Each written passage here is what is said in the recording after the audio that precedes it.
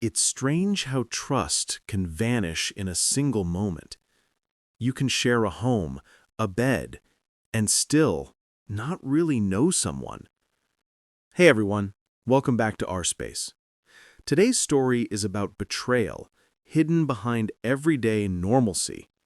A man who thought he had everything figured out until one folder on his fiancé's laptop shattered everything. I'm 31, and until a few months ago, I was engaged to a woman named Lauren. We'd been together for 5 years. Our lives fit together like puzzle pieces, or so I thought. We weren't wild or flashy, just two people building a quiet life. Dinner together, long walks on weekends, planning for our wedding. I had worked for years to get to a stable point, financially, emotionally. When I finally proposed, it felt like the natural next step. Her family was thrilled. My mom cried when she heard. Everything looked perfect. But perfection has a way of hiding cracks. As the wedding date got closer, I started noticing things. Lauren became more irritable, distant, almost burdened. I chalked it up to wedding stress. Big plans, lots of pressure. But there was something else. Something I couldn't name yet.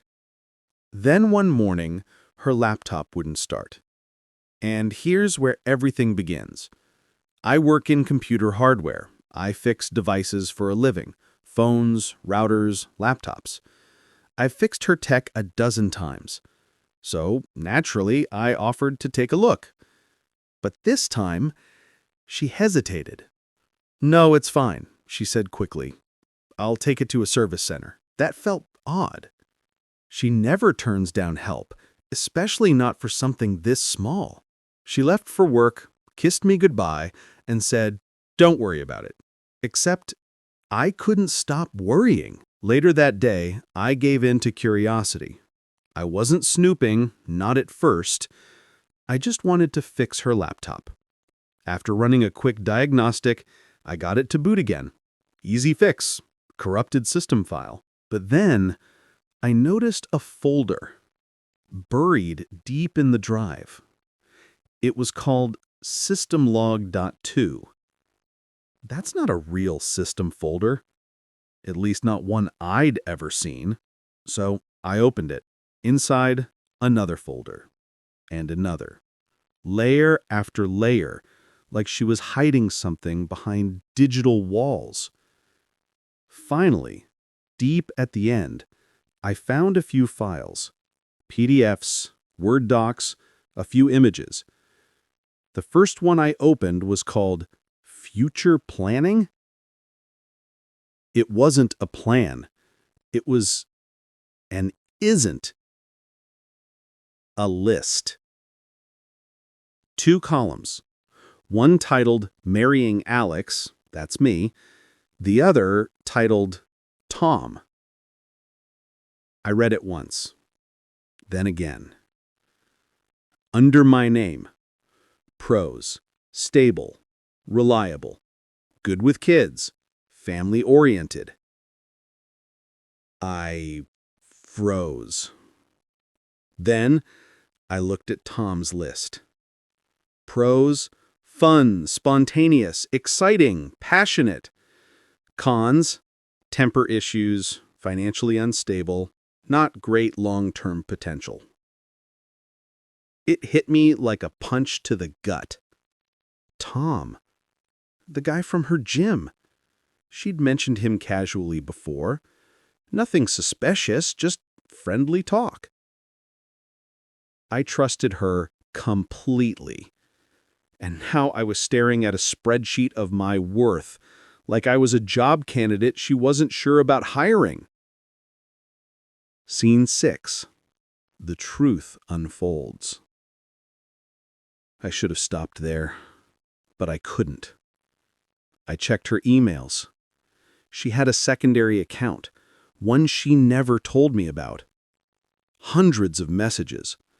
Most looked like harmless exchanges at first, until you read between the lines. Hidden meanings, shared secrets, weekend plans disguised as workouts. Then I found photos, selfies, a few from hotel rooms. That's when my stomach turned. Everything we'd built, everything I thought we were, gone, with one click. Scene 7. The confrontation. When she came home that night, I couldn't even speak. She noticed the open laptop, and her face went pale. She didn't deny it. Didn't even try. Just whispered, "I didn't mean to hurt you." But that's the thing. Betrayal isn't an accident. It's a decision made one message, one excuse, one secret at a time. I packed a bag, left that night. Scene 8. The aftermath. A week later, she called me. Cried, begged, said she'd made a mistake. That she wanted stability. That Tom was too much. Funny how people come back once the chaos doesn't work out. I didn't yell, didn't insult her, just said, "You made your list, now live with your choice." Then I hung up. Ending. Reflection. I used to think stability was boring, that maybe I wasn't enough. But I've realized consistency isn't dull. It's what holds real love together. Some people chase fireworks and end up with ashes. Others build steady fires that never go out. Lauren chose her spark. I chose peace. And I've never looked back. Outro. Calm voiceover. Thanks for listening to Our Space. If you've ever been made to feel like you weren't exciting enough, remember, the right person doesn't need to compare you. They'll already know your worth.